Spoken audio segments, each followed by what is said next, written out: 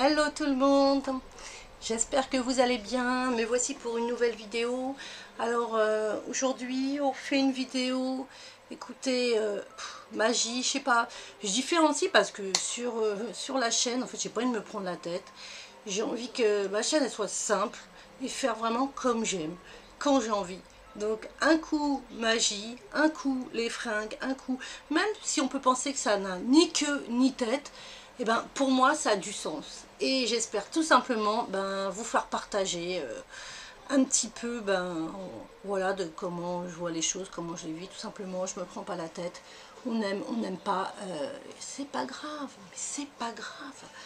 Bon voilà, donc aujourd'hui, comme je vous l'avais dit dans la dernière vidéo, je reviens sur sur comment ça s'appelle, une vidéo, bon entre guillemets magie, hein, comme on peut dire, pour faire plus simple, hein, je dis magie pour que voilà, ça soit adapté à tout le monde. Et donc voilà, alors aujourd'hui, on va parler du mauvais œil. Voilà, du mauvais œil, de la malchance, parce que voilà, parce que on est beaucoup en fait à penser à être atteint du mauvais œil, et parfois bon, on l'est, mais des fois c'est nous-mêmes hein, qui nous créons ce blocage et qui nous créons cette succession d'échecs.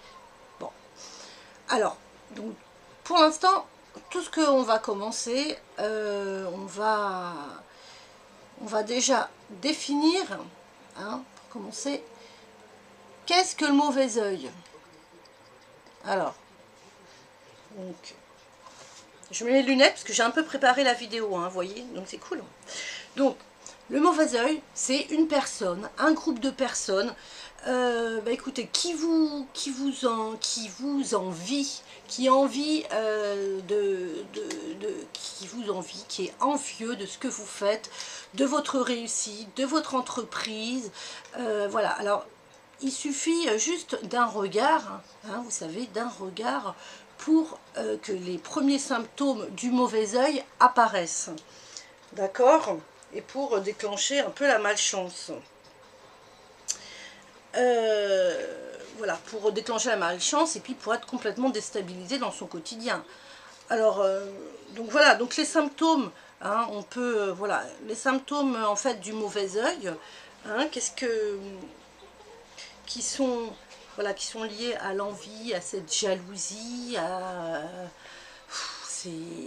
c'est pas beau, hein, c'est des sentiments pas sympas, hein, les gens ont envie d'être à votre place, faire la même chose, dire pourquoi lui il y arrive, pourquoi moi j'y arrive pas, j'ai envie de le freiner, je veux lui faire de l'ombre, je veux que ce soit moi, vous voyez, donc on veut s'approprier, hein, on veut être comme la personne, voilà. Donc voilà, alors les symptômes, alors il y a donc une fatigue générale, hein, on a une fatigue générale, on a moins d'entrain, on déprime, on n'arrive plus à faire ce qu'on fait, on a une succession d'échecs, on a des problèmes dans son travail, des problèmes avec son entourage, on s'embrouille avec tout le monde, on se sent... on le ressent, hein, on se sent parano, on se sent attaqué, on se sent... Vous voyez, on n'est pas bien, on n'arrive pas à dormir, à s'endormir la nuit, on cogite beaucoup, on a moins d'appétit, on ne mange pas. Alors, il n'y a pas besoin d'avoir tous ces symptômes pour être atteint du mauvais œil, d'accord? Un ou deux suffisent déjà pour, voilà, pour que les choses commencent à dégénérer. Si on peut dire, donc voilà, en gros les symptômes, hein, les symptômes, voilà, du mauvais œil. Alors, donc, pour lutter contre le mauvais œil, donc il y a plusieurs techniques, d'accord? Donc on a pas mal de techniques. Alors déjà, si vous êtes croyant, c'est simple, si vous êtes croyant, eh bien, vous avez des prières, tout simplement. Après, on passe... Merde, oh, mais c'est pas possible. On peut associer plusieurs choses, hein, voilà, en fonction... Voilà. Donc, si vous êtes croyant, vous pouvez utiliser vos prières en fonction de votre religion, de vos croyances, Voilà, hein, donc peu importe, c'est en fonction de vous. Donc ça déjà, ça marche un petit peu pour... Enfin, ça marche, hein, pour se nettoyer, pour se mettre en condition, voilà. Donc, alors, moi, c'est pour ça que j'ai ramené l'encens. On peut aussi utiliser l'encens. Hein. L'encens, alors évidemment, préférez de l'encens en résine, hein, pour éviter soit des encens de mauvaise qualité. Il faut vraiment prendre de l'encens de bonne qualité pour que ça puisse agir sur notre cerveau, sur notre partie limbique, comme on dit. Ça me fait rire.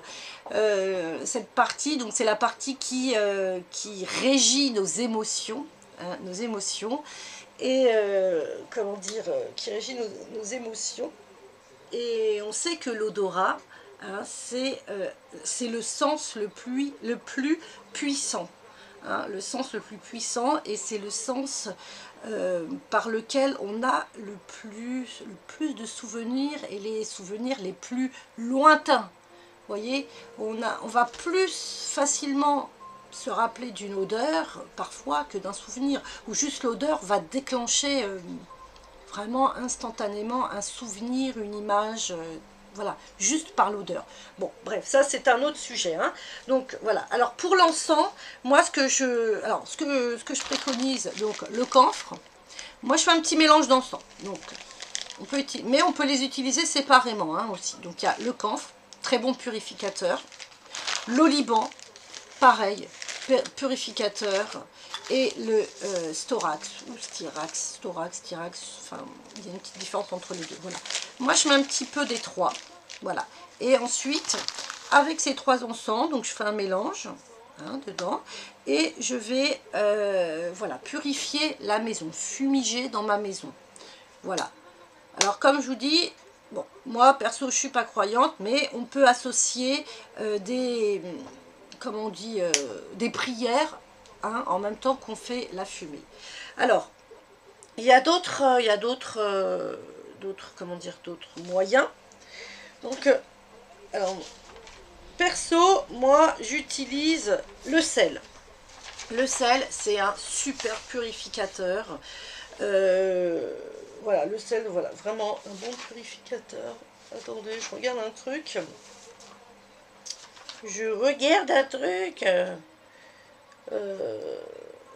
Attendez. Bah. Ouais, en fait, prendre des notes, voyez, c'est pire, parce que franchement, je ne sais plus où j'en suis. Hein. Bon, allez, c'est pas grave, on va faire sans les notes, parce que j'ai mis à droite, à gauche, je ne sais plus où j'en suis. Donc le sel, un très bon purificateur, il agit sur la sphère astrale, la sphère psychique, hein, psychique, donc de votre cerveau, tout votre corps, votre aura. Il crée, on va dire, une barrière invisible, hein, une barrière protectrice invisible autour de vous. Il permet aussi, hein, le sel, qui est un, comment on appelle ça, un conducteur électrique. Donc il permet dans l'atmosphère, hein, de baisser les ions négatifs pour rétablir l'équilibre entre les ions positifs et les ions négatifs. Ce qui est le principe d'une lampe de sel, entre parenthèses. Hein, voilà. Et ça, déjà, ça permet de dégager un petit peu l'environnement. Donc, pour continuer, alors, le bain, très connu, le bain très important. Faire un bain avec de la rue, qui est une plante, pareil, vraiment super purificatrice, vraiment, vraiment, ouais, il y en a d'autres, mais celle-là, avec du gros sel, dans un bain, voilà, pour se purifier. Et ensuite, alors c'est pas un bain pour se laver, hein, on est d'accord. On trempe dans un bain avec de la rue, des petites plantes de rue, du gros sel, voilà, pendant 10-20 minutes, on se délasse. Et ensuite, on laisse complètement, on vide l'eau, on enlève le bouchon, et on reste, hein, dans son bain en laissant couler toute l'eau du bain. Pas peine de remplir l'eau à ras-bord, hein, on peut rester dans un petit peu d'eau. Hein. Voilà, donc ça c'est vraiment bien. Voilà, bien, et ensuite, eh bien, écoutez, bon, bah, on se sèche, et puis voilà.